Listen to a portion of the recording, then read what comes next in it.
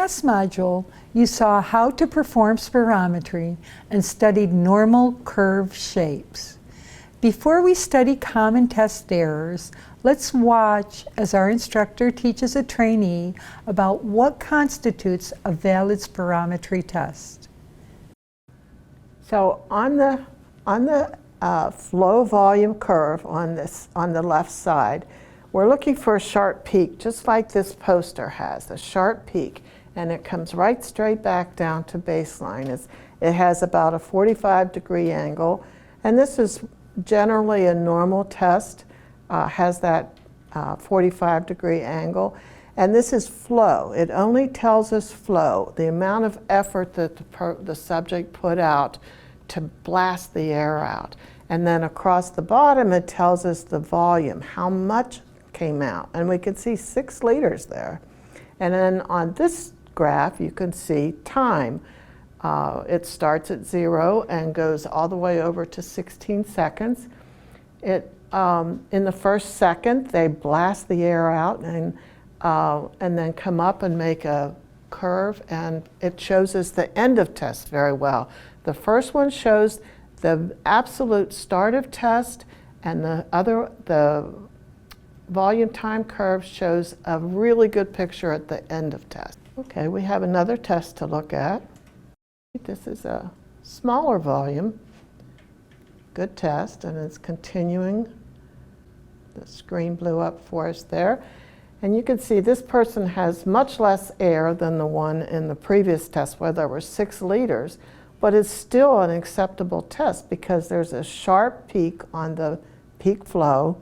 It comes down all the way to the baseline.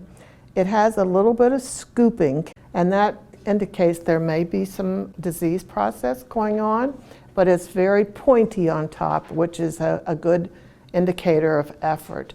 And this person takes a little bit longer to get their air out. They went all the way to 10 seconds, but they still got a plateau. So even though the volume is smaller, it's still an acceptable test because they met all the acceptable criteria. There's no cough, there's no hesitation, there's no extra breath. None of the errors that you'll see on this poster are on this curve, but it's still a good test.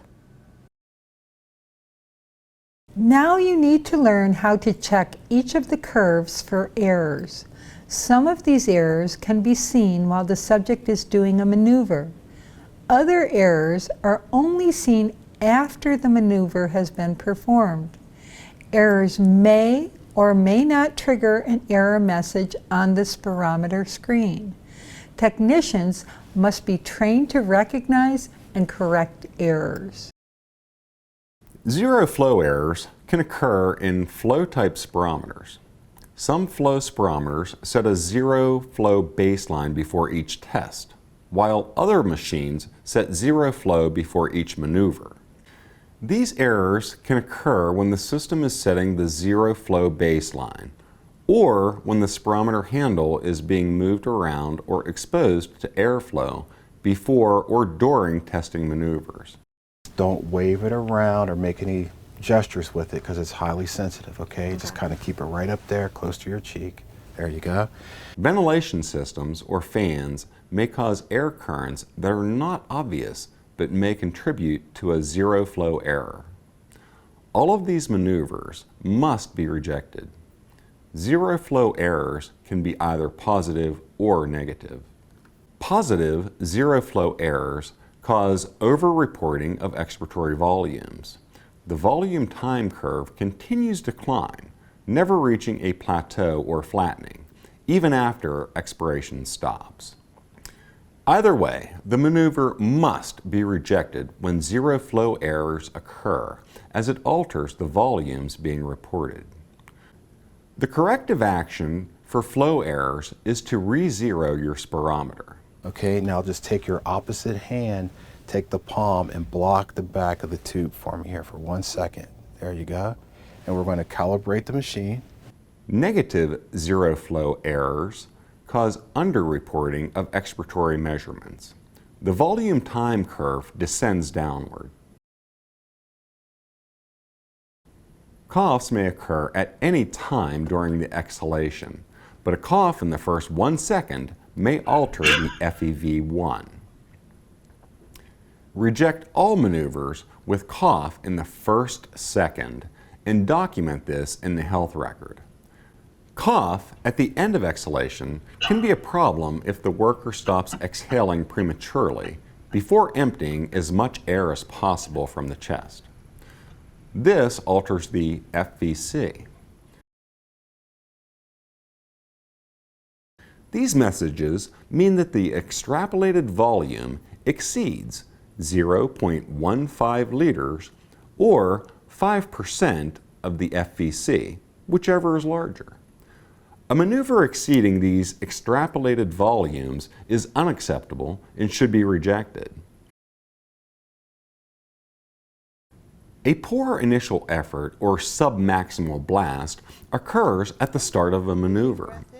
A poor or submaximal effort is most clearly seen as a small rounded peak or no peak on the flow volume curve. Coach the worker to blast out harder. And the next one, see if you can blast harder, real hard at the very beginning. Are you ready? I think so. Just hang on a minute. Put the mouthpiece right by your mouth. Big, big breath in. Put it in your mouth quickly. Blast! Now keep going, keep going, keep going, keep going, keep going. You're doing great. That one was much better. Variable effort occurs if the worker does not exhale with maximal effort throughout the maneuver. There's a reduction in peak flow on the flow volume curve, which will be followed by dips or wobbles. In addition, the volume time curve may tilt to the right. Coach the worker to keep blowing out with maximum effort until told to stop.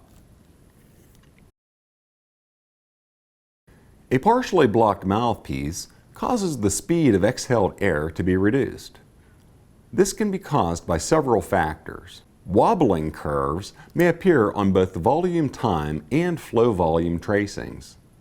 The flow volume curve may have a reduced peak with portions of the graph flattened out. Listen for any noisy exhalations that may indicate air escaping between the mouthpiece and the lips. Instruct the worker to place the mouthpiece between the teeth and on top of the tongue. Have the worker demonstrate for you. Securing dentures is preferable to removing them. Lightly biting on but not collapsing the mouthpiece may also help. If the dentures are poorly fitted, remove them during testing. Early termination or no plateau occurs when the worker does not exhale completely. The volume time curve continues to rise and does not plateau. If the maneuver is terminated early enough, you may see a sharp drop to zero flow on the flow volume curve. The worker should be coached to keep blowing until instructed to stop. Leaks can occur at any time. An alert technician can usually hear leaks if there is not a tight seal around the mouthpiece. In a flow type spirometer, a leak causes the volumes to be lower, but can't be seen on either the volume time or flow volume curve. In a volume spirometer, when a leak is large enough to be visualized, the volume time curve will descend after a short plateau is reached. The flow volume curve will move backwards towards the zero volume at the end of the maneuver. Small leaks cannot be visualized but may be detected during the volume accuracy check. Glottic closure or breath hold causes air to stop flowing before the lungs are completely empty. The volume time curve will demonstrate an abrupt horizontal line indicating that cessation of airflow has occurred. The flow volume curve will drop sharply down to the zero flow. This can occur at any time and is more difficult to identify later in the maneuver. Some people might call this a glottis closure, but that's kind of rare. It does look very similar, but generally it's on every curve. In a test, every curve will have the same effect at the same spot if it's true glottis closure.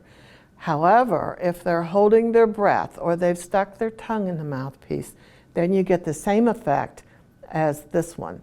So it could be glottic closure, but not likely because it's only on one trial, but it's almost surely either holding their breath or they put their tongue in the mouthpiece. Extra breaths are usually taken near or at the end of exhalation when a worker is air hungry. Multiple inhalations can be taken in through the nose or around the mouthpiece. One or more extra breaths are easily identified as small steps added onto the volume time curve. The highest measured FVC is inaccurate when this error occurs. A maneuver with an extra breath must be rejected. This one has many, many extra breaths. This person appears to me they did maybe one curve that was good, and the technician told them to keep blowing, and they were trying to comply with that but didn't have nose clips on. So they had a special skill. They were able to take air in through their nose as they were blowing, and that elevated the FVC to 160% of predicted, 8 liters and 8.33 liters. There's nothing valid about any of these tests, but there's no machine that I know of that will signal that this is an invalid test. A maneuver is considered acceptable when the worker performs all aspects of the forced expiratory maneuver without errors. Okay, Tyler, whenever you're ready, chin up, big deep breath, blast it out. Blast it. Good job, good job. All right, that's really nice. And stop. After each maneuver, check to determine whether it is acceptable before asking the worker to perform another maneuver. If errors are found, take corrective action before proceeding. A minimum of 3 acceptable maneuvers are required, while a maximum of 8 efforts can be attempted to produce a valid test. Now what we have here, we have 4 very nice maneuvers. You did fantastic. We have 2 that are very close to each other, okay? And then we have another 2 that are very similar as well. Your largest one was actually your second trial, but you do have to, the doctors will be able to take a look at this information and they'll be able to give you good results because you gave us a repeatable test. Okay, So you did fantastic. thank you. Once 3 technically acceptable maneuvers free from errors are obtained, repeatability or consistency of the results for FVC and FEV1 must be assessed. Determine repeatability by calculating the difference between the highest and the second highest values for both FEV1 and FVC. The difference in values between the largest and the second largest values of FVC and FEV1 must be less than or equal to 150 milliliters or 0.15 liters to satisfy test repeatability. The largest and the second largest values must be obtained only from curves that are acceptable. When the worker has produced 3 error-free maximal efforts and both the FVC and the FEV1 are repeatable, the test may be concluded. Failure to achieve repeatability is most often caused by submaximal inhalations, but it may sometimes occur due to ventilatory impairment, since it may be harder for sick people to repeat values at maximal effort. The goal of the test session is to obtain accurate, repeatable results. However, repeatability may not be possible to achieve in some cases. Okay, let's go ahead and try it again, Adam. Nice big deep breath and blast it through. Blast it. Okay, Adam, now just try to relax and stay tall for me, Adam. There you go. Almost there. Looking good. Keep going, keep going. Almost there, keep going. And stop. Good job. If the subject is unable to repeat results, it is important to document this information for the test interpreter. The next module reviews calibration check reports and test reports in detail.